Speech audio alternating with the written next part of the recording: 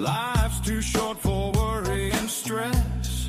He's here for the laughs, not to impress.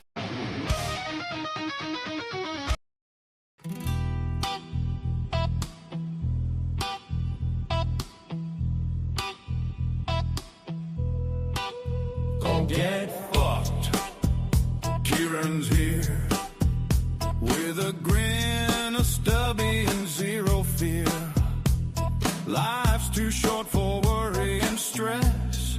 He's here for the laughs, not to impress. Oh, get fucked, all of ya. That's his hello. Doesn't mean it deep, just part of the show. Fucking hate that guy. Doesn't matter who, he just says it loud like he always do. Here for the music, the drinks, the ride. Not for your trauma, bread or star sign, try.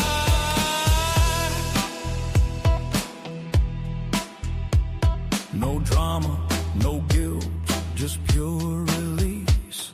He runs just here for beers and beats. Someone types, okay, boomer.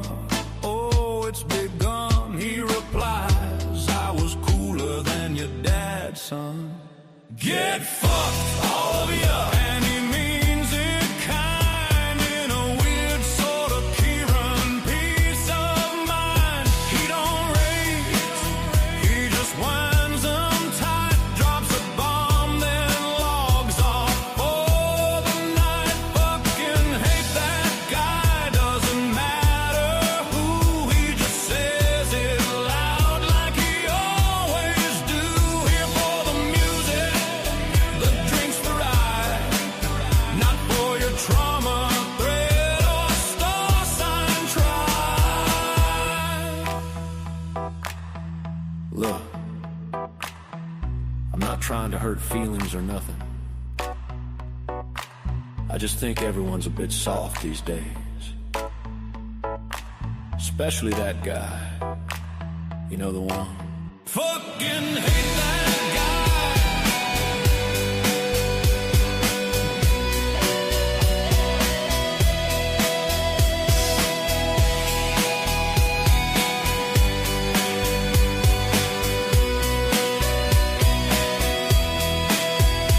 Get fucked, all of ya. And he means it kind, in a weird sort of Kieran peace of mind. He don't rage, he just wins them tight, drops a bomb, then logs off for the night. Fucking hate that guy, doesn't matter who, he just says it loud like he always do. Here for the music, the drink, the ride. Not for your trauma, thread or star sign, try. Fucking hate that guy, doesn't matter who, he just says it loud like he always do. Here for the music, the drink, the ride. Not for your trauma, thread or star sign, try.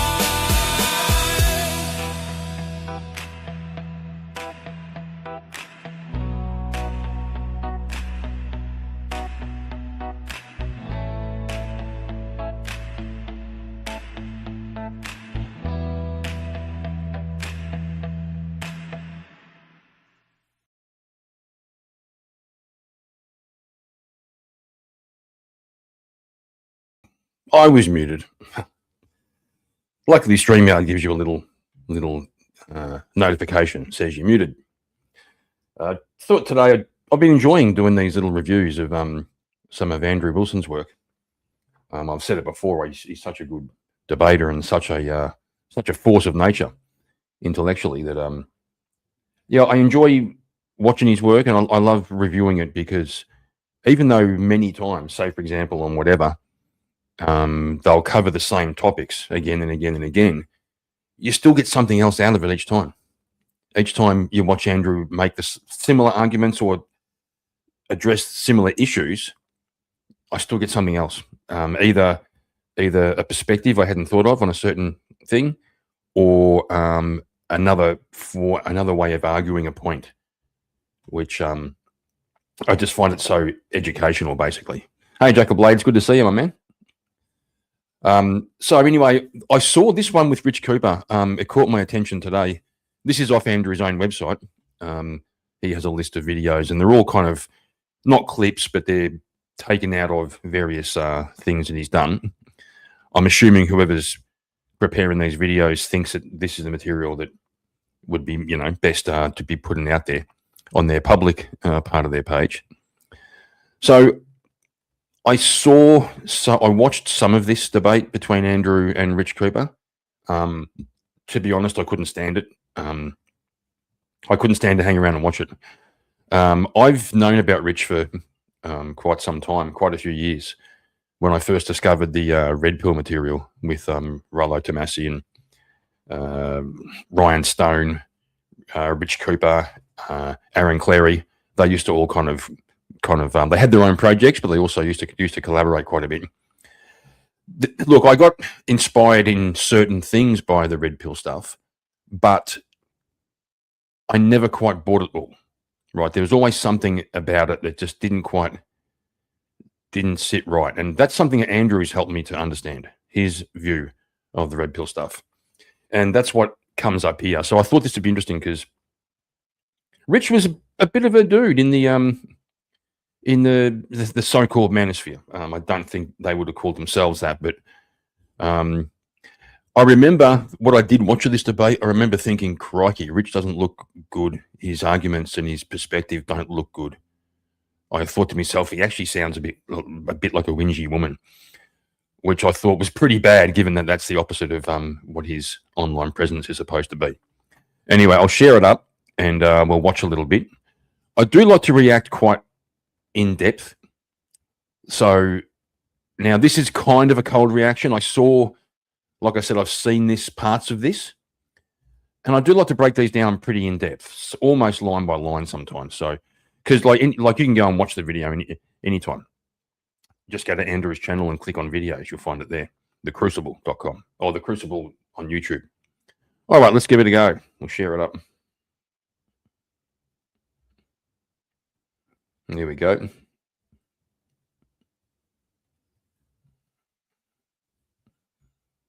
Still the head of the household when they run the relationship that way. How are they the head of the household if you're not even living together? There is no household. You're paying for everything. So your solution is have two separate houses, so you're paying double, and then split parenting time with the woman? Your worldview just showed that there's no distinction. If I get a divorce, I have to pay for my ex-wife's new living arrangement and a new domicile through child support, and then I have to take care of the kids. It's literally, you're just asking men to live like they're divorced.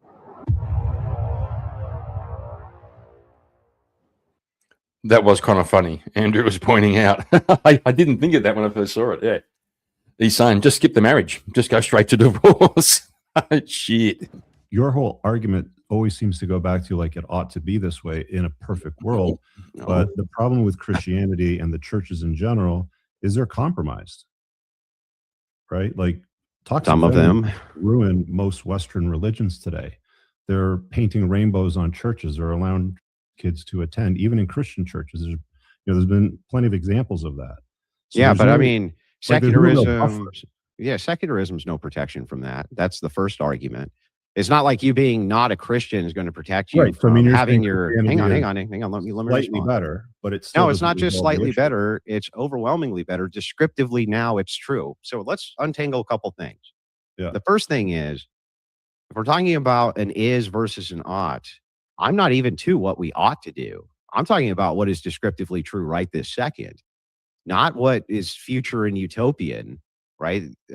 Coach Greg Adams made this mistake too because he's a moron, but I don't think you seem like a smart guy. I'm talking about what's true now, not what's true in 300 years. What is true right now is that everybody that gets married as a man faces the wrath of family court and toxic feminism. No, they don't. Yes, they do. No, they don't. They don't face it. In fact, in many of these groups, almost none of them face it. My friend. I think what Rich is getting at, I think I've seen this before, or I've heard this before. I think what he's getting at, Rich is saying that the threat is always there. Now, I think the argument Andrew is going to make is that according to the numbers, the statistics, devoted Christian families are much less prone to divorce. Practicing Christian families are much less prone to divorce based off their value systems, which are outside the law. But I think Rich will be making the argument, yeah, but the threat is still there. That woman could decide to divorce him. So I can kind of see both sides there. Jack of Blades, it was 2 or 3 debates ago. I didn't watch a ton of it, mostly the end of it. Yeah, Jack of Blades, I watched a bit of it, but I couldn't stomach it. I honestly couldn't stomach it. Rich, I was saying before, I've watched a fair bit of Rich's stuff in the past, particularly when he was collaborating with Rollo Tomassi, Aaron Clarey, Ryan Stone, and I think Myron Gaines as well. I used to watch a bit of his material.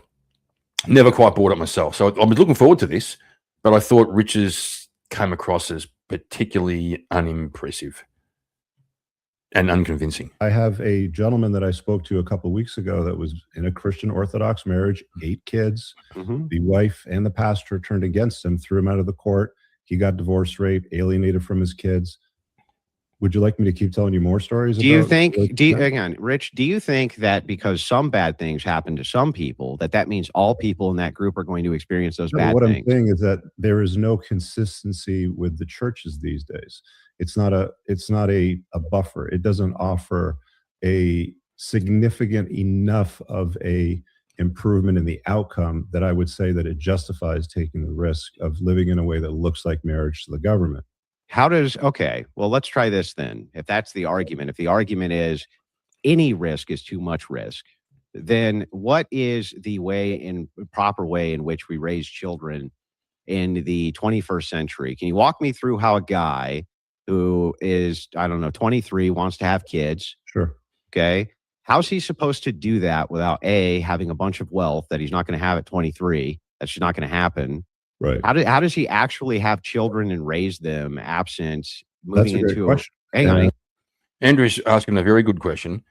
And if you think about if you're familiar at all with the red pill stuff and the what do they call them? Maxes. You got to max everything, looks maxing and wealth maxing. The Wes Watson types of the world, it always comes back to the solution is you've got to have enough money to be bulletproof.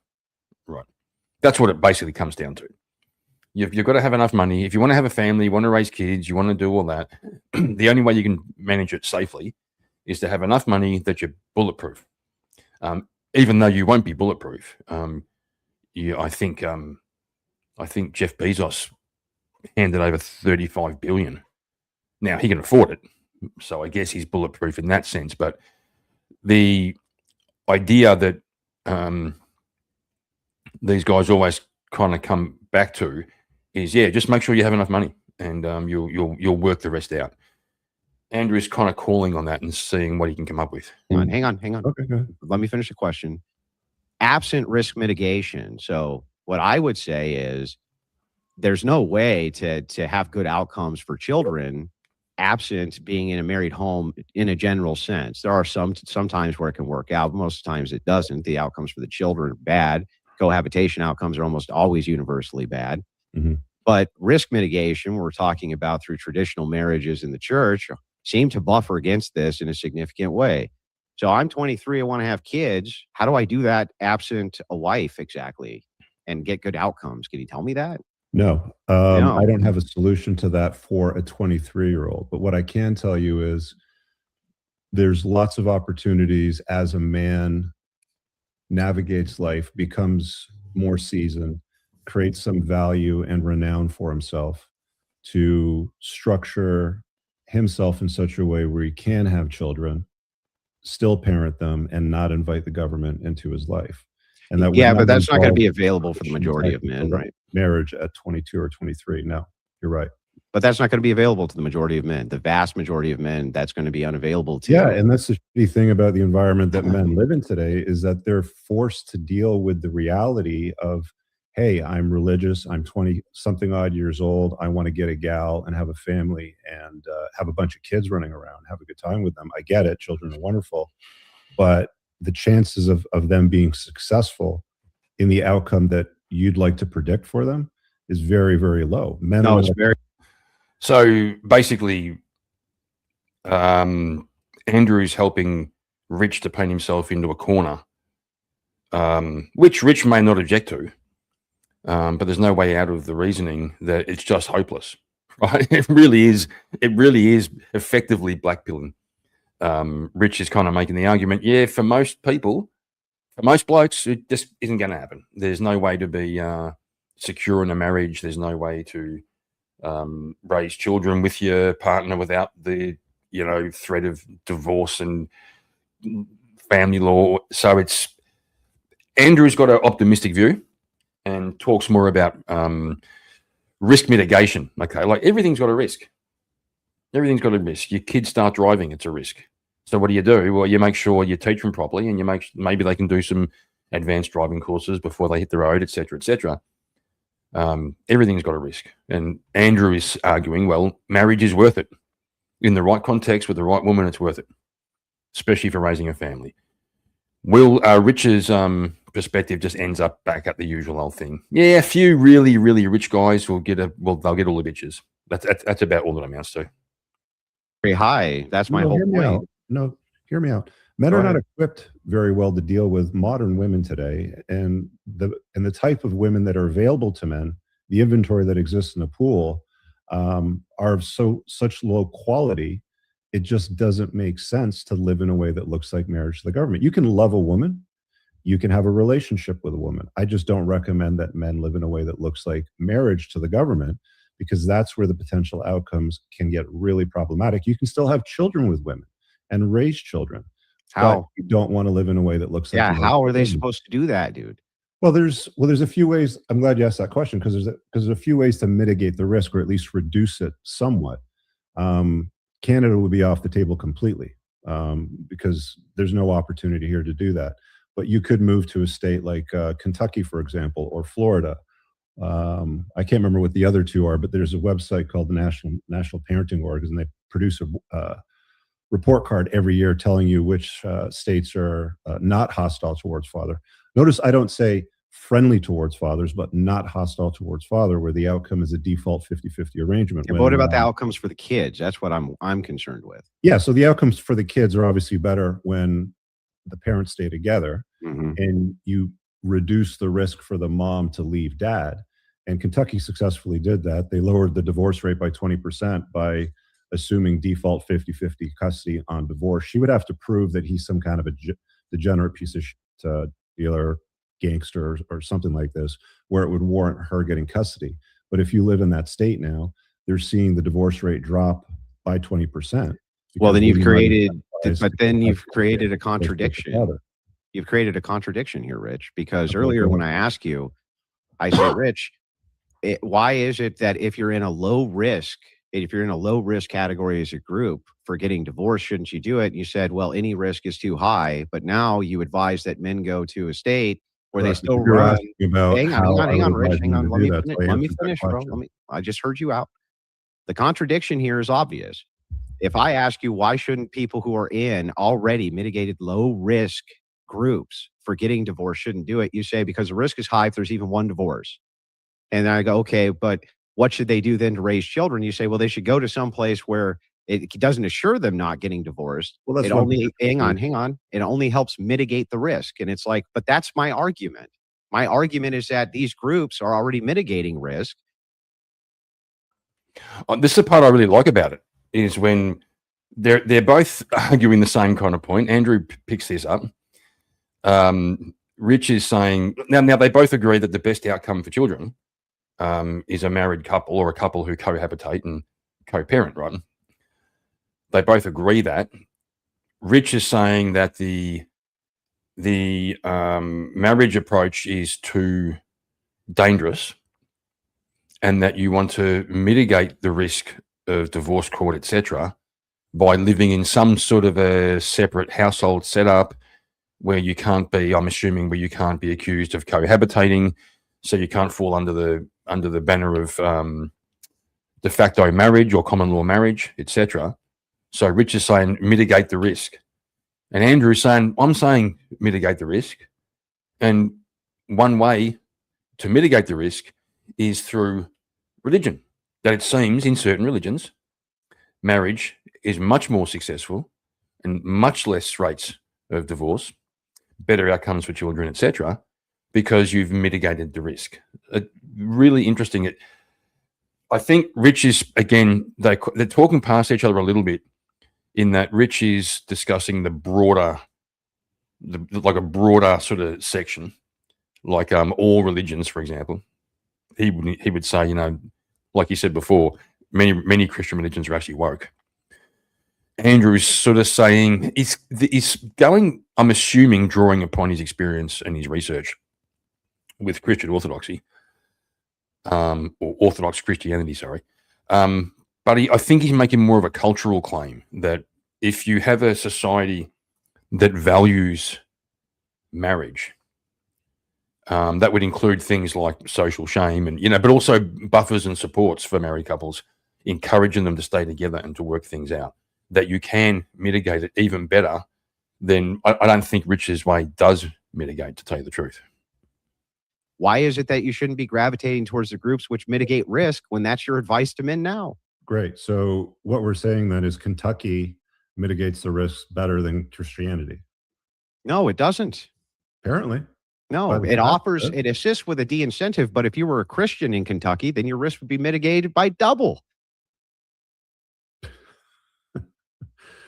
We're going back to the ought to, you know, in a perfect world for Christians. No, descriptive is right this second. If it's the case that it's lower than the national average overwhelmingly, which it is, and then you combine that with disincentives for women from the state, it sounds like it's a very low risk endeavor, right?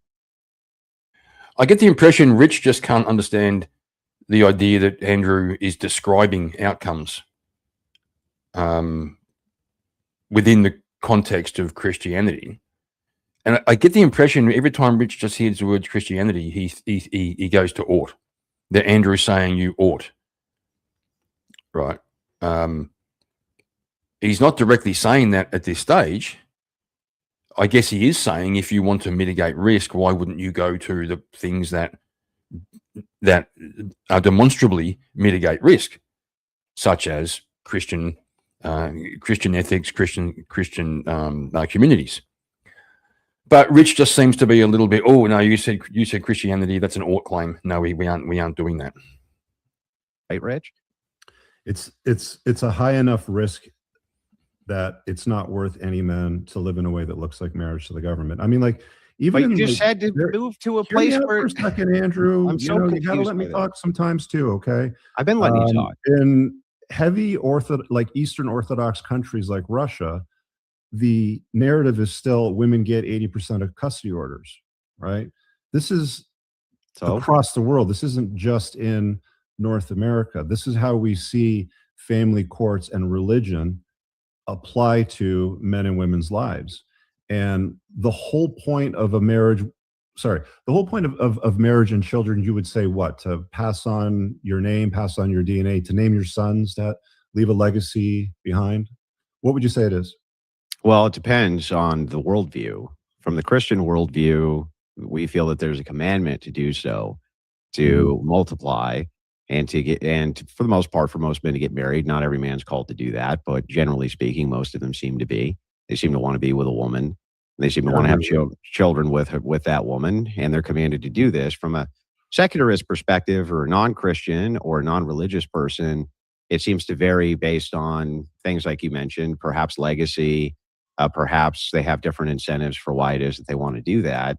I couldn't begin to tell you all of them, because secular marriage to me is bizarre. It makes no sense. I don't know. I don't even understand it. But I do want at least doesn't make much sense in general. I think marriage does make sense in general. Not really. I think, well, it fails most of the time. It doesn't fail most of the time. That's a lie. It doesn't. It And doesn't. when you look at the data around the people that Show me live the in data the- that marriage. Literally going, it does. It doesn't. It does. It doesn't. That's kind of funny. That's kind of funny. Now, show me the data. like fails most of marriage. the time. Let's start with that. With what? Sorry. The data that marriage fails most of the time. Yeah. So when you look at the data on people that live in a way that looks like marriage, so there was a study done.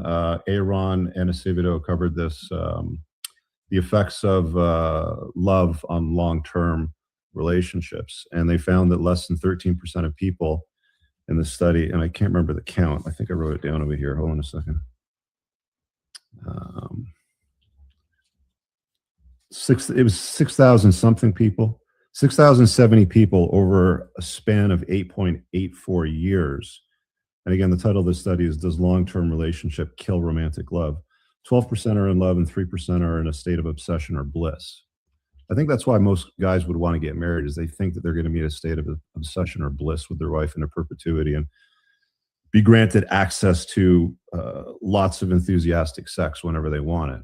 And that's not the reality that most men experience when they get into it. And some of that data supports that, suggesting that most people that are still together over 8.84 years don't even like each other.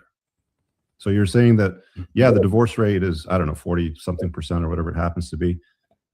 Then you got to look at the people that are staying together out of maybe convenience because they're too cowardly to leave. They're not good enough looking to leave. They might be poor. They might have other anchors sort of tying them down. But there's a lot of people that stay in long-term relationships that don't even like each other.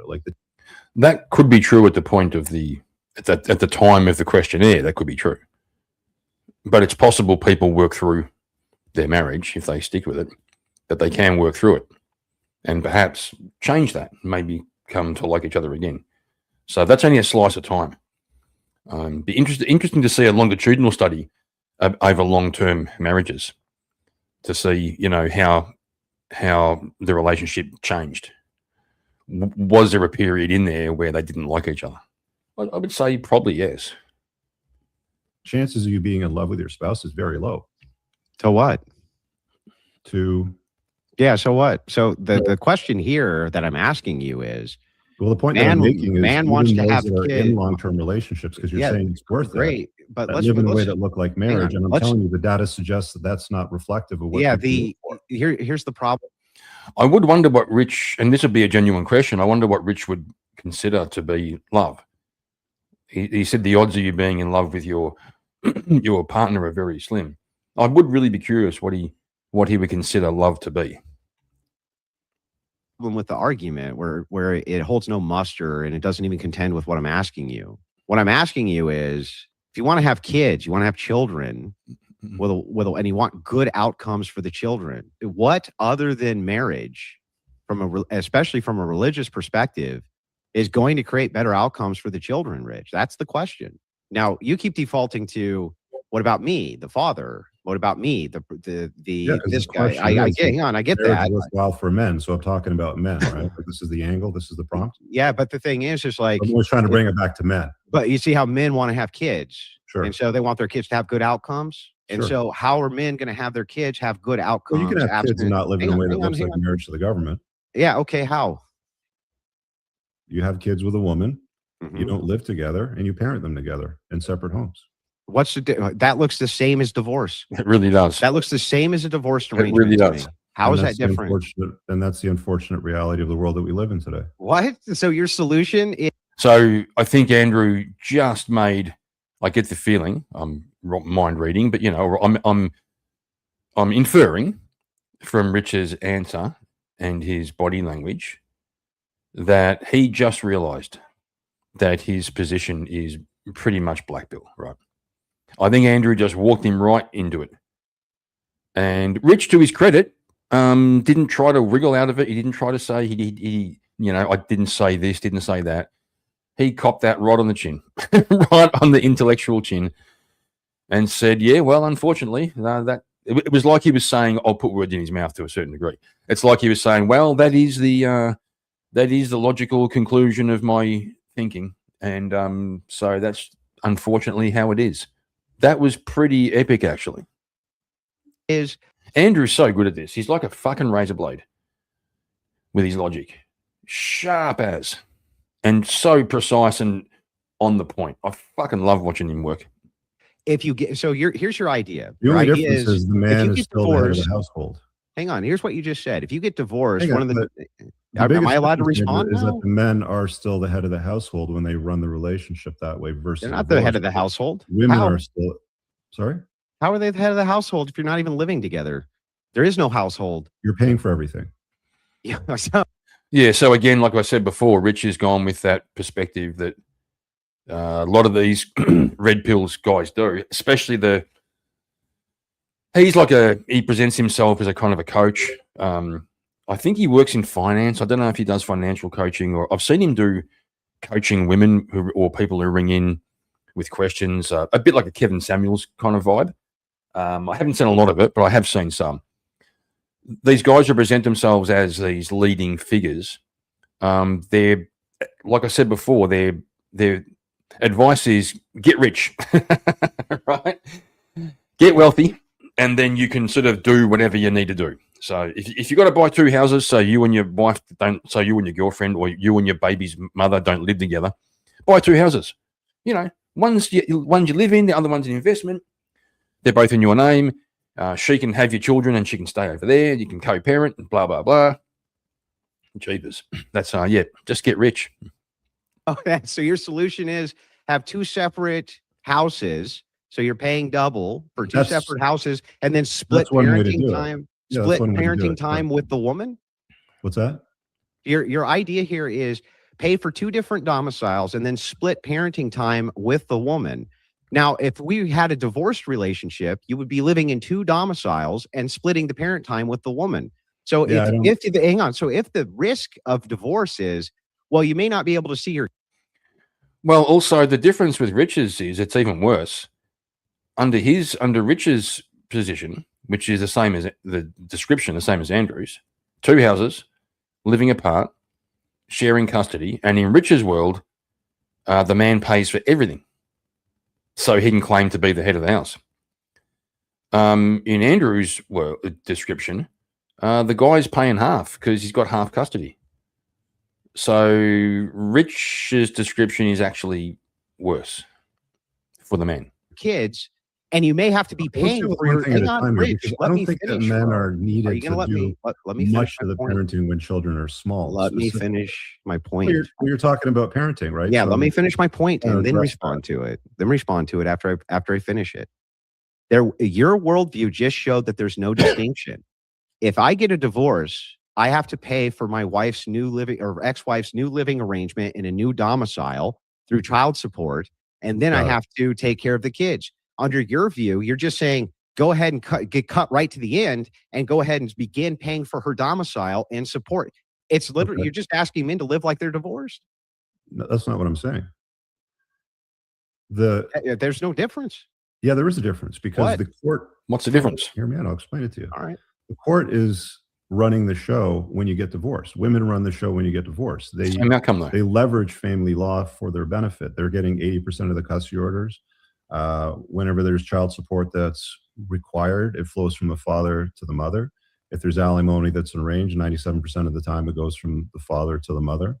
And she controls most of the outcomes in a unilateral fashion when it comes to the family courts. But if you're with a woman and she says, hey, I love you, and you say, I love you too, sort of thing, and she says, let's have a family, I'd like to have kids, you say, fine. But here's my boundary. I can't live in a way that looks like marriage to the government. So I'm going to pay for a house. I'll rent a house. I'll look after you. I'll come and visit you and the kids. But we can't live in a way that looks like marriage to the government. Now, that does not sound like fathering, does it? That doesn't sound like being a father. I mean, I know if technically you are. You're the father of the children, but that sounds horrible. I'll come and visit you and the kids after I buy 2 houses. So, and pay for the upkeep and all that. Fucking amazing. Amazing. Rich, what prevents the woman running the show? Since there's children involved, what prevents that woman from going and pursuing child support anyway and just breaking up with you? She can, but she doesn't get any payments. This doesn't mitigate anything. Mm-hmm. Yes, it does. No, they don't have to lose half your. You're already paying for half of their. You're paying for all their. Okay, now I'm joining in. I feel like me and Andrew are ganging up on Rich because I feel like I'm part of it now. Holy shit. No, you don't lose half of your assets, Andrew. Yes, you do. You're already paying half your assets so this woman can live apart from you. You're not living in a way that looks like marriage to the government. You're not married. You're not living in a way that looks like marriage to the government. You understand the difference. No. And here's why. For family law to force a man, to compel a man to pay alimony, it has to, you have to be married, or you have to live in a way that looks like marriage to the government. So if you want to go about it a certain way, I'd be interested to check that out. So he's saying, I get it. He's talking about common law marriage. So if you cohabitate, you share bills, if you live in a way that, if you described a married couple and you're living in a way that looks and sounds like that, they'll deem it. We have that here in Australia as well. It's called common law marriage. But I wonder, is Rich seems to be saying, if you put your woman and your children you've had with her into a house and then you're paying for it all, that doesn't look like you're married. I could see there being an argument made that it could look like you're married, actually. We're talking about a strategy here now at this point. Yeah. If you want to apply a strategy to the game to sort of circumvent some of the risk profiles, then that's one way to do it. That's just one way to do it. I mean, there's other ways that we can. Yeah, but let's focus on this one real quick, because to me, it's incoherent. The idea here is the woman can still pursue. It's incoherent because it doesn't align with your worldview with Christianity. No, it's incoherent because when it's applied to what it is that you're trying to avoid, you're just skipping to the thing you were trying to avoid in the first place. The idea here is that if you get a divorce, you're going to split assets. The idea and be paying towards your ex-wife's new life. That's what you're trying to avoid.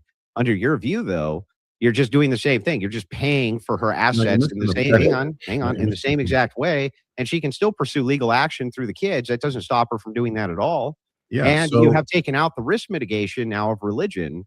So there actually seems like there's an incentive for her to do that.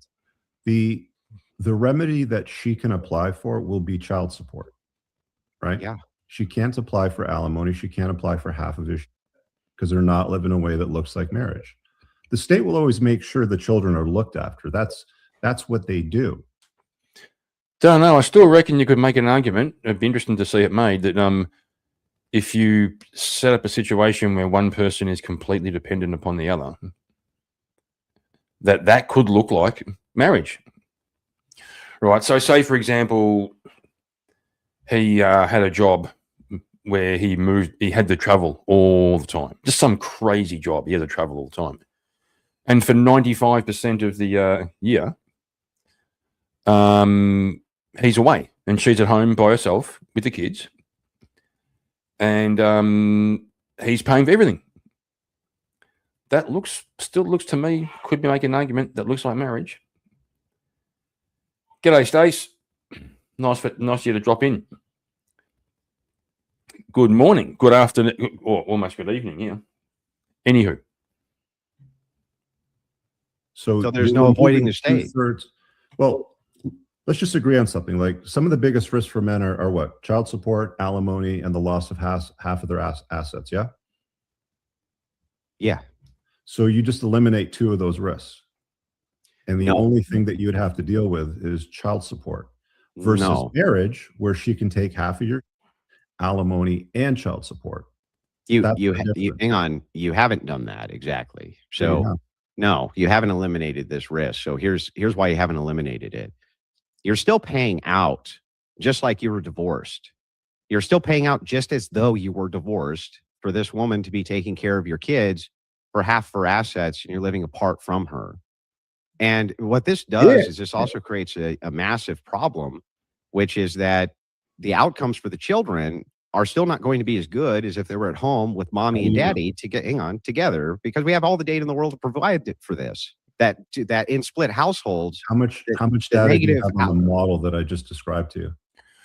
Jack of Blades, I'm not sure what you mean by time to go in, but are you outside? Are you going inside? Or are you watching a debate that or a panel and you're going to go in? Not sure. As a solution to that would be your burden, not mine. Well, it's one version. It's one version that I'm. No. But that would be your burden. You would need to show me the proof that works better than the model of being heavily religious and in marriage for mitigation. That wouldn't be on me to prove to you. It'd be on you to prove to me. Well, they're not going to study something like that, but I can tell you from evidence that I've seen that it works quite well. What evidence? People that I know that do it. That's anecdotal. That's no place in the debate. You can appeal to There's not a lot anecdote. of people that do this, Andrew. Like you realize this. That's anecdotal. Right, but you understand that men are having to become creative when it comes to the notion of having children without losing their. One of the other things you see guys trying to use to solve this problem is surrogacy, which is another bizarre one. Right, then you don't have the mom involved at all. That's something that has become a bit of a thing in the red pill, and I think a little bit in the MGTOW sort of circles. They guys saying watch out for the artificial wombs. You know, that's kind of, they apply it like it's kind of ironic for the ladies, because it's always been the claim from the feminists, you know, we don't need no man. Well, it turns out that if they can actually produce artificial wombs, and God knows they probably will. I remember when in vitro fertilization was first done. I forget how old I was, but I remember it. There was like a moral question: is it wrong? Should we do it? And you know, who would have thought they could do it that way? That they could fertilize an egg and plant it inside a woman. You know, so sure, artificial wombs are probably on their way. And so that's also the kind of, not the shining hope, but the response to the idea or the problem for men who want to have kids, but they don't want to get entangled with a woman out of fear of being destroyed in divorce court. Yeah, but that's only going to be available to men who have wealth. Correct. So become wealthy. It's Well, but but you see what I'm saying? Like, this creates a massive problem. Most men are not going to become wealthy. No, I realize Most people are not going to become wealthy. If you're not successful, then you have to follow the masses. This is why so many guys get destroyed, because the game is rigged against them. The population has no real fair way to navigate relationships and children consecutively. Yeah, but here's the problem that you have here with this analogy. The first is, when you appeal to an anecdote, if I were to give you a similar anecdote, oh, I know a lot of guys who do that and it doesn't work out for them, you wouldn't believe me, because that doesn't tell us anything. That's one. The second problem here is, one thing about marriage that's useful for us is being able to track divorce. That's really easy because it all goes we got through lots of data on that. Yeah, we got lots of data on divorce and the statistics around it. Yeah. And the problem that you have here is that you're saying, well, men are getting destroyed because of how many of these, marriages end in divorce. But that's actually only true of some groups.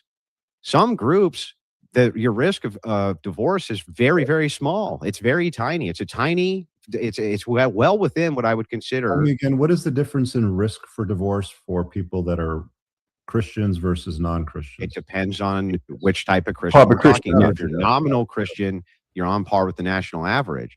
If you're devout Catholic or devout Orthodox, it's down to 12% to 18% versus 40%. 12 versus 40. That's a huge, we're talking about now well within acceptable risk.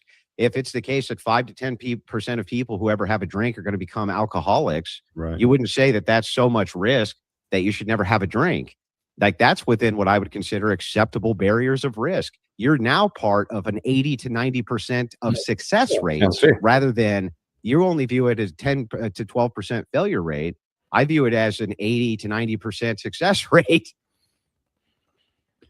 You still have way too many variables when it comes to marriage, even if you are Christian. When it comes to, what are you talking about? The churches, stats are there. The pastors that you're dealing with, stats are there. Who she is, as far as a woman before you marry her.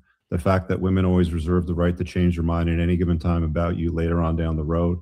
We've seen many, many religious people get divorced and get absolutely cleaned out. Sure, but why don't the numbers then reflect it within the individualistic group? I don't know. I haven't collected the data, but I mean, I just gave you some of the data as well that I've talked about. You can look at the data. Trying to say that the Earth is warming when we all know that's not happening. Yeah, but hang on. There's a big difference between people producing warming models, which are vastly hypothetical and predictive, versus gathering data which is established, because we just have raw numbers of how many people are divorced.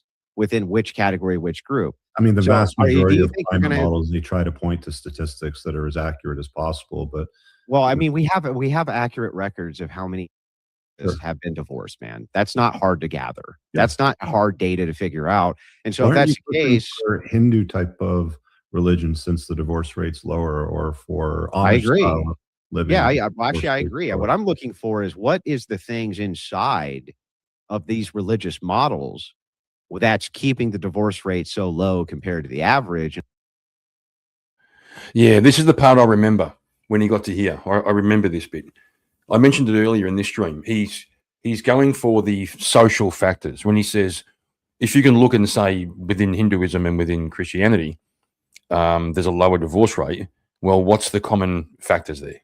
Now, obviously, one of them is a religious belief, but that won't be enough because there are other religions like nominal Christians who, as Andrew just said, are on par with the general population for divorce rates. So he's looking for the other social factors. They probably piggyback off the religion itself, but he's generally trying to figure out what are the factors. I don't think it'd be possible to, if you identify, say, 5 different social factors that mitigate against divorce. I doubt you would be able to apply them effectively outside a religious framework. I think you're still going to have that framework. And I think that that's what's left out of the nuance of the Okay, discussion. well, tell us. Well, here's what's going on. And again, well-studied phenomenon is that religion operates on a support network. So you end up having people who have shared like-minded value structures, especially for your wife. Well, that's a big thing because if women are hanging out with like divorcees and they're hanging out with promiscuous women and things like that, they tend to often follow suit based on those social pressures. Correct. Men actually do this too, to a lesser degree, but they do it too, depending on the friend and in-group they have. They tend to do more or less degenerate behavior. So on that point, I believe there was a time when a group of married women would look down, like they didn't want a single woman hanging around the group anymore. Right. That was kind of seen socially as a bad thing. That single woman could be a threat to the husbands or to the integrity of the relationships. I think that used to be a thing, actually, which would be part of that social shaming, the social buffering, all geared towards making marriages strong. I only got a few seconds left on this one. Depending on how those groups play out. When it comes to women, they do the same exact thing.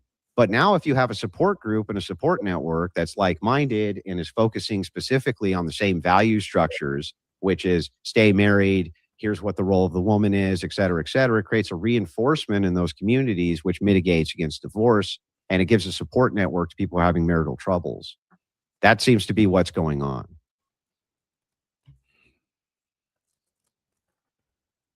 Well, that's where the video ended. That's a excerpt from the the Crucible Zone website. That's where they decided to cut that one off. Again, like I said, watching Andrew's stuff, I'm always astounded that I still learn more things.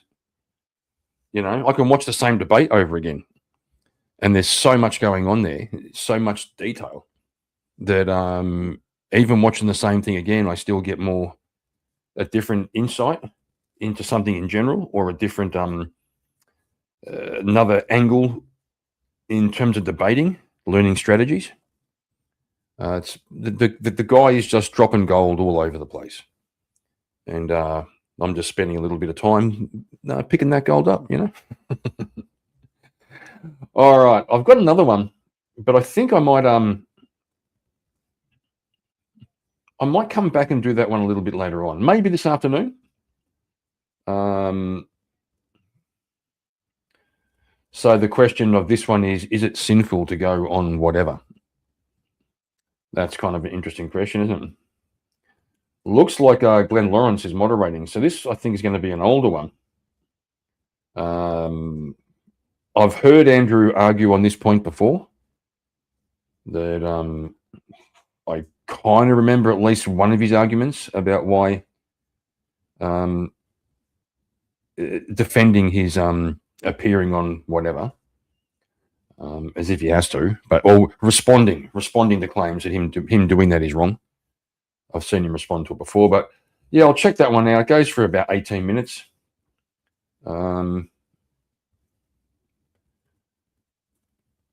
Yeah, I think we'll do that. We'll wrap this one up. Thanks for dropping in, guys. Those of you who are still there. I saw the counter going up and down a little bit. I think a lot of people just kind of dropped in to see what's going on and then took off. If anyone's still in the chat, say see ya, say goodbye or whatever if you feel like it. I'll just give it a couple of minutes for anyone who wants to drop something in there. Other than that, we'll be, like I said, I might go on a little bit later this afternoon. Depends how the evening pans out for me. I've got a couple of things to do. If I have time, I'll do another one later on. Otherwise, I'll come back to it on another day. All right, everyone. Thanks for dropping by. I'll see you on the next one.